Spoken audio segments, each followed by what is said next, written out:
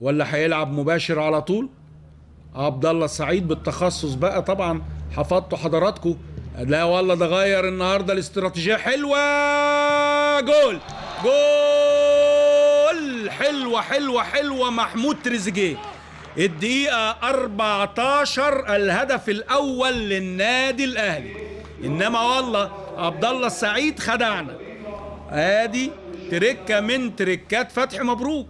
ما اقدرش اقول حاجه غير انها حاجه في التمرين، واعتقد ان الكباتن في استوديو التحليل هيقولوا هذا الكلام، لان كلنا متعودين عبد الله السعيد بيلعبها مباشره. انما حلوه حلوه حلوه حلوه اتصلحت، جميله من باسم لتريزيجيه اللي توفق فيها قوي قوي قوي. واحد تاني بياخد مؤمن زكريا لصبري رحيل لمحمود تريزيجيه.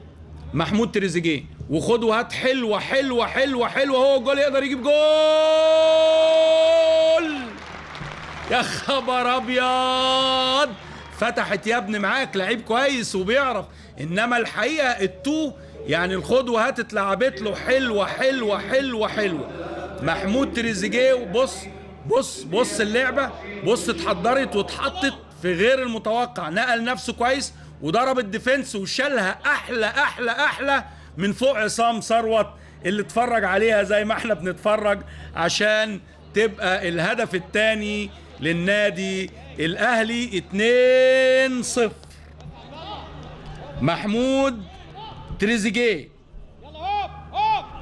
25 دقيقة. بقول لحضراتكم فتحي مبروك عاش هذا الموقف كتير جدا جدا جدا. لمؤمن، لغالي، لعبد الظاهر، لباسم علي. سيطرة تامة دلوقتي للنادي الاهلي. وادي عبد الله، ومش اوفسايد مش اوفسايد مش اوفسايد، والهدف الثالث. يا خبر ابيض، حلوه حلوه حلوه حلوه حلوه حلوه. مؤمن زكريا جول جميل في الدقيقة 32.